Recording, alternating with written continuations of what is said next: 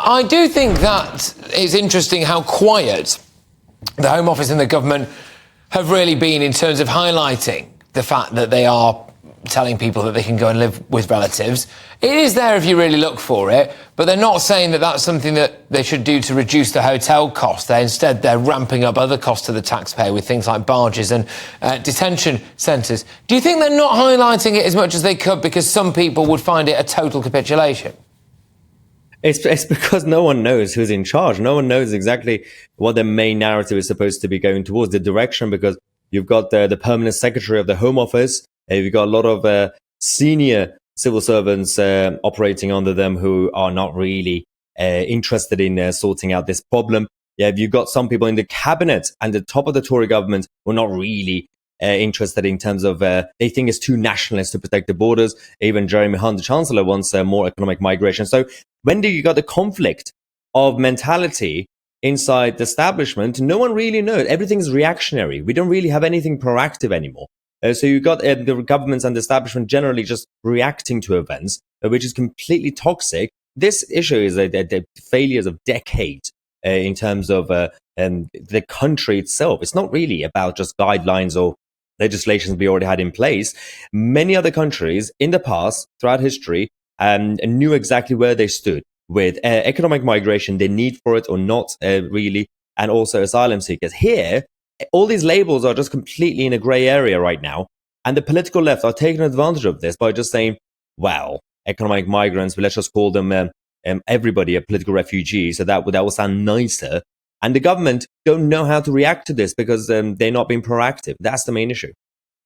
I think that part of the issue with being proactive or not being proactive for the government was that they were too afraid, arguably, of people who were never going to vote Conservative to begin with. So they were too afraid of kind of lefties and wokies who they didn't want to say, oh, well, we don't want to do something in case they think that we're being too nationalist or we're being too racist or whatever. But those people are just saying it anyway. I mean, we basically have an open border in the Channel and everyone still thinks that this government and anyone who wants border control is a horrible little gammony-faced racist. So that's been completely changed, hasn't it?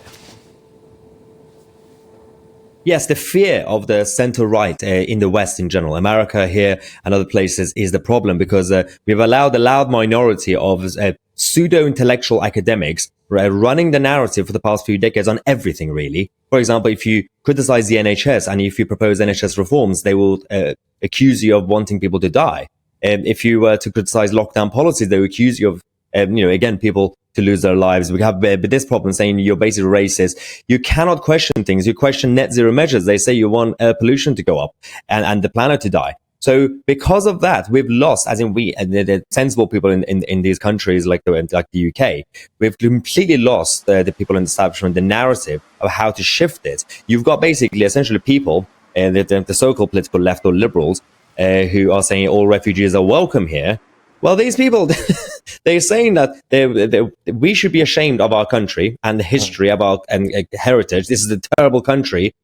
But then why is it that all these people from North Africa and the Middle East and the rest of the world are so desperate to come here if this country is so bad? Why do you want them to come here if it's so bad? What happened to the women and then the mothers, the wives, the children, the daughters?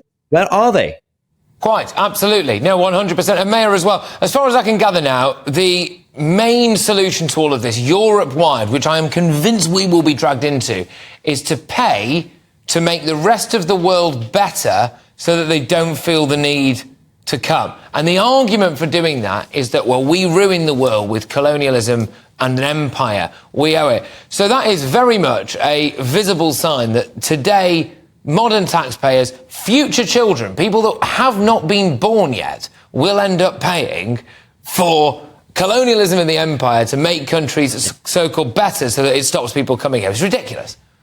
Yeah, they're basically promoting a modern version of imperialism. But the difference is back then we used to actually use our tax money, send our people to go and build or force them to build their countries. Now we're just sending the money and we're just trusting the leadership of these dictatorships saying, we've sent you money. Can you build your country? Yeah, I'm sure they're going to do it. Yeah, Mayor, look, thank you very, very much. Great to see you. Great to chat to you. I'll see you very soon. That's Mayor Toosey there. Of course, political commentator.